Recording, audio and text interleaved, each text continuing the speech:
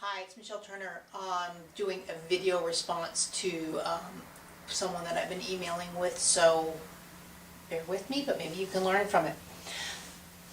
One of the things when you're working with a child, particularly with cerebral palsy on the belly, but also just in any kind of lessons, first of all, don't count. I know we like to count, do push-ups, we count.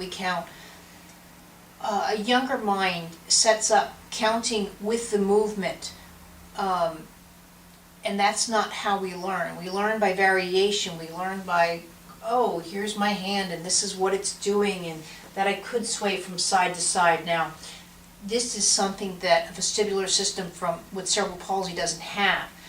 So note, first of all, when you see a child too, completely in extension, if it's so tight like this, to bring the arm up and just play with it on yourself. When you're like this, and again, you can see where the vestibular system is really doesn't know any kind of balance or falling in it, because the legs actually rise versus just lying down. See, if my legs are lying down, I can move my arm up.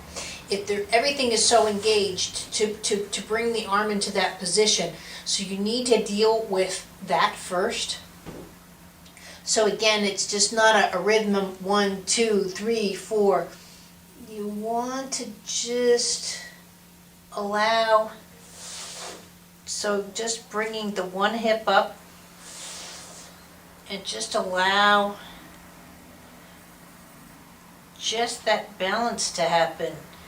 When you have cerebral palsy, again, like this, where has the system even, when I'm like this, I can't move my pelvis at all in that position. So it's not about the outcome. And the outcome that I mean, adults, we learn with tangible outcomes. Meaning, and I'm just going to keep moving the hip, I'll try dieting for 5 months, and if I don't lose 20 pounds, I have a goal, I have a tangible outcome. Playing the piano is just too hard to conceive after 40 because I'm old. It's again, everything is based off of tangible outcomes. Well, when you're a kid, there's no such thing. There's no such thing. Look at the baby behind, in the video, and she's just, because that's what she's learning.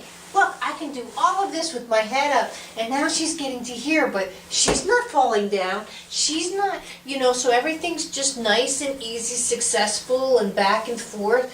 And that's what, even though your child is older, you want to start bringing into his life just those little things that just haven't happened before. Just as easy, the chest will start to soften and back and forth. And again, notice if it's like this, and it'll habitually happen maybe when it's a startle or first into the position, but even if it's just a gentle touch, allowing that to come down, because what up until now too, the head has only learned by brute force how to stay up, even like this, versus that lifting the head up and bringing it around, and that'll come as the belly releases and the spine can flex more and come up to those kind of things. So that way, if the head's freer and the hips freer, you can start incorporating those kind of lessons and look at it more like developmental movement versus developmental milestones. So it doesn't automatically have to go right into the all fours. So now in all fours, because the hip has not learned first how to just variate. So you can do it different ways where, again, the spine is flexing, which would bring the head maybe more down.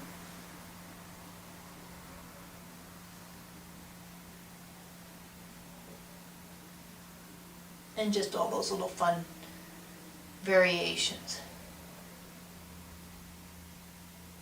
But as the system learns that,